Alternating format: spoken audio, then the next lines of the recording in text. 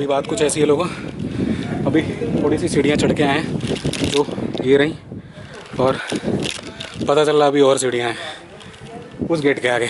तो फाइनली चलते हैं। पहली बात, कुछ चीज़ें तो मिलने लगी, जैसे वो सामने वाला आपको बोर्ड दिख रहा होगा, ये पीरनपौर शहीदों का दरवाज़ा जो हमारे लेफ्ट में है।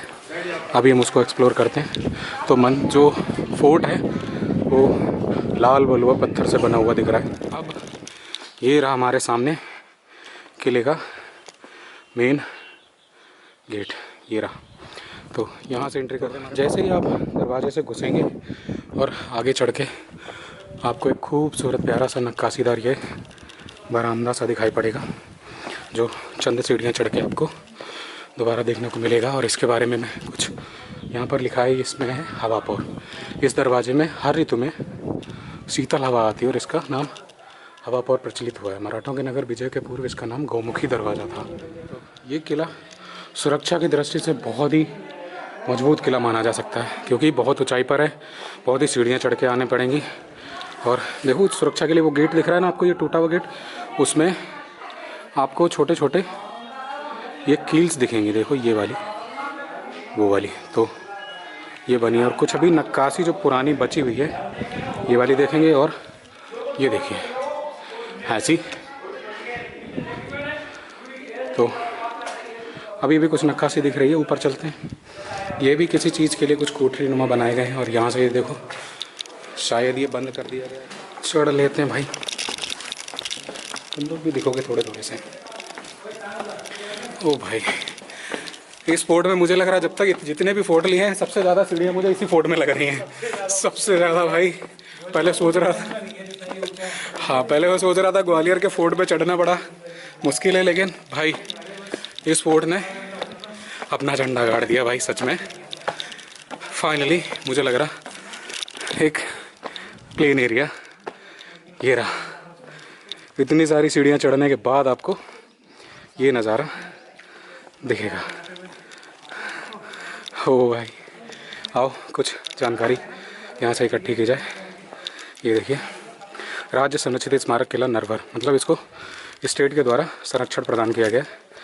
कचहरी महल पगडंडी, अच्छा इधर से ये जाता है। अभी हम फोर्ट के ऊपर ही हैं, इसमें है ये खूबसूरत नज़ारा है, देखो ज़बरदस्त, एक नंबर। छोटा गाँव आते हुए हमको रास्ते में एक बहुत ही प्यारी सी चीज़ दिखी, बहुत ही सुंदर तालाब।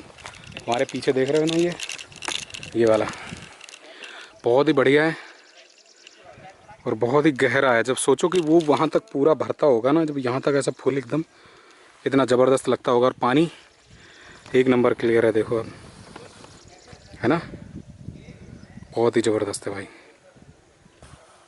चलो मंदिर के दर्शन करते हैं। फाइनली मंदिर पे हम पहुंच गए। और एक चीज़ और, यहाँ पे लंगूर बहुत हैं, काले मुँह वाले। पसर देवी मंदिर का किला, जो किला नरवर पर ऊपर फोर्ट में आपको जब आप यहाँ आएंगे तो यहाँ मिलेंगे। और इस फोर्ट में और भी 2 मंदिर हैं, उनको भी हम दिखाते हैं। देख रहे हैं आप ये बंदर, तो बंदर बहुत है यहाँ पर, वो देखो, तो थोड़ा सा संभल के आपको रहना पड़ेगा। ये है कुछ अंदर का नज़ारा। और ये सामने है छिपा महल, ये दिख रहा है आपको,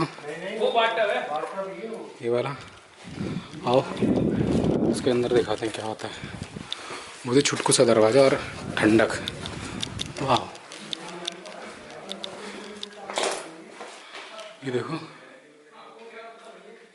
नक्काशी बढ़िया है उस टाइम के हिसाब से। और शायद आगे जाने का भी है, लेकिन हम आगे जा नहीं रहे। अगर इस फोर्ट के बारे में बात की जाए तो महाभारत में इसकी चर्चा है वो राजा नल की राजधानी के रूप में की गई है।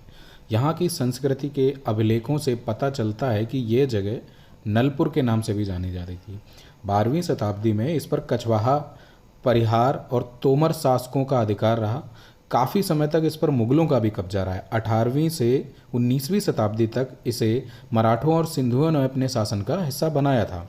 इसे कछवाहा शासकों ने बनवाया था और इसका जो पूरा डिज़ाइन है वो राजपूताना डिज़ाइन दिखता है आपको। और अगर इस किले से कुछ जुड़ी ऐतिहासिक प्रेम कहानियों की बात करें तो नल और दमयंती की ऐतिहासिक प्रेम कहानी नहीं बल्कि तोमर शासक मानसिंह और मृगनयनी की भी प्रेम कहानी नरवर किले से जुड़ी हुई है। किले को निर्माण के अनुसार अगर देखें तो नरवर किले का पूरा जो क्षेत्र है वो 4 अहातों में बटा हुआ है, यानी मचलोक, मदार, गूजर और ढोल अहाता।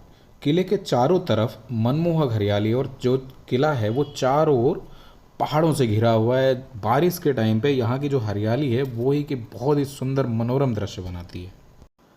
अगर हम किले में कुछ दर्शनीय स्थल के बारे में बात करें तो इसमें एक ताल कटोरा, चंदन खेत महल और कचहरी महल शामिल है। कहा जाता है कि किले के अंदर एक अखाड़ा भी है जहां कुश्ती और मल्ल युद्ध का आयोजन होता था। किले से संबंधित एक और प्रथा मतलब दंत कथा क्या सामने दिखता है आपको कि बावरी और कुएं भी हैं किले में, जिसमें एक जगह पर 8 कुएं और 16 बावरियां हैं जो इस टाइम तो बिल्कुल मतलब ध्वस्त हो चुकी हैं, लेकिन कहा जाता है कि यहाँ से करीब 1600 पनिहारिन एक साथ पानी भरा करती थीं। ऐसा कहा जाता है कि इस विशाल किले के अंदर पूरा नगर बसा करता था। जाहिर सी बात है बाजार भी होंगे, जिसमें से मीना बाजार मुख्य था जहां से लोग अपनी ज़रूरतें की चीज़ खरीदा करते थे। अगर हम किले के चारों तरफ ध्यान दें तो खूबसूरत वादियां और संस्कृति से ओतप्रोत है मध्य प्रदेश का नरवर किला। शिवपुरी जिले से मात्र 302 किलोमीटर दूर और ग्वालियर से तकरीबन 82 किलोमीटर दूर यह किला काली सिंध नदी के पूर्व में 500 फीट की ऊंची पहाड़ी पर बसा हुआ है। पूरा किला 7 किलोमीटर लगभग 7 किलोमीटर के दायरे में फैला हुआ। कहा जाता है कि आज से लगभग 200 साल पहले पूर्व दिल्ली पूना राजमार्ग का प्रमुख नगर था वो नरवर ही था। और कालांतर में 19वीं शताब्दी के आरंभ में यहाँ मराठा सरदार सिंधिया ने अधिकार किया और चौहानों से रक्षित करने का प्रयास किया, किंतु लोक कथाओं से पता चलता है कि चौहानों ने मराठों को भी परास्त किया और मराठे भी यहाँ राजपूतों के प्रभाव के कारण मुगलों को यहाँ से परास्त तो किया। पूर्णतः शासन समाप्त करने के बाद भी राजपूतों के ठिकानों पर अधिकार नहीं कर पाए थे। आल्हा काव्य में नरहरगढ़ को मोहरमगढ़ भी कहा गया है, जहाँ के राजा मोतीमल बघेल का नाम का जिक्र मिलता है। तो बहुत बड़ा है, बहुत ही बड़ा। अगर हम राजाओं की बात करें, यहाँ कौन कौन से राजाओं का शासन रहा है, तो नाग वंश का स्पेशली नरवर किला बुंदेलखंड में पहले मध्य भारत के ग्वालियर किले के बाद दूसरे नंबर पर आता है। देख रहे हो छोटी छोटी ये गुफाएं जैसी, बढ़िया देखने लायक। हम जो बात कर रहे थे वो थी यहाँ के राजाओं ने, कौन कौन से राजाओं ने यहाँ पर शासन किया है।